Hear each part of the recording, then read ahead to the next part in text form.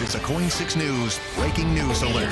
Look, we're not here to applaud. We're not here to boo or hiss or heckle people.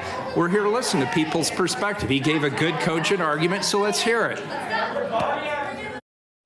First at 6, fiery debate at Portland City Council. That's over the future of the city's homeless crisis.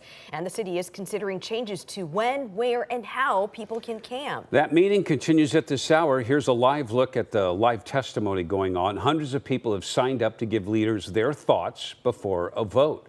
It is 6 o'clock. I'm Jeff Gianola. And I'm Elizabeth Din. The city says the changes are necessary to bring the city into compliance with a state law which defines the time, place, and manner in which people can camp. Well, the time, people would be banned from camping between 8 a.m. and 8 p.m. The place, no camping near schools or child care centers, in the public right-of-way around high crash corridors and city parks. The manner, no gas heaters and no blocking private homes and businesses. People who violate the changes repeatedly could be fined or put in jail. Lots to dig into here, and Brandon Thompson is following it all for us. He's live now. Brandon? And despite 3 hours of Rankus testimony at times, this meeting is still in person, despite Mayor Wheeler threatening to go virtual at several points.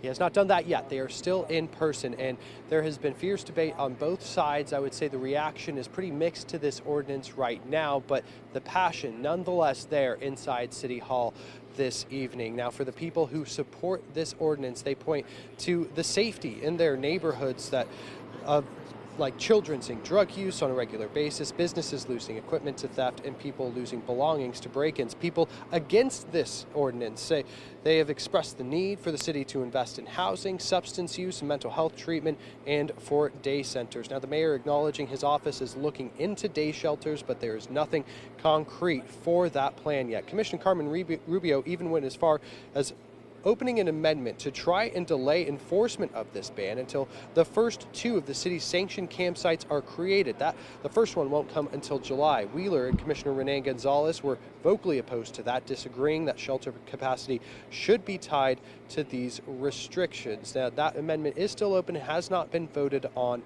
at this point. Now, listen to 2 mothers on opposite sides of this argument here. One who remembers being homeless with her child, and another whose child is constantly in fear.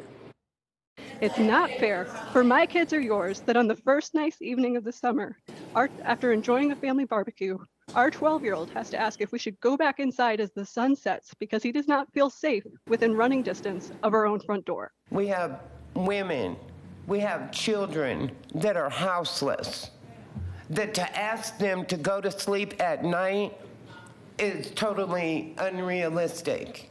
We don't sleep at night. That's when the mother in us comes out. Certainly speaking to the complexity of this debate. Now, Commissioner Gonzalez had his policy staffer lay out ordinance in other cities like Beaverton and Tigard, which he argues are more restrictive than what Portland is offering. Now, this is a first reading of the ordinance, meaning there is not a vote tonight. The vote will come next week with Commissioner Gonzalez's comments there signaling he supports this measure, Mayor Wheeler submitting this ordinance, and then Commissioner Mingus Mapp sending a newsletter out this week saying that sometimes compassion means enforcing laws. The chances for this ordinance passing are high. We will, of course, cover that vote next week. Also, Jamie Seymour is inside right now listening to the testimony and will bring you the latest on our newscast on KOIN later tonight. Reporting live at City Hall, Brandon Thompson, KOIN 6 News.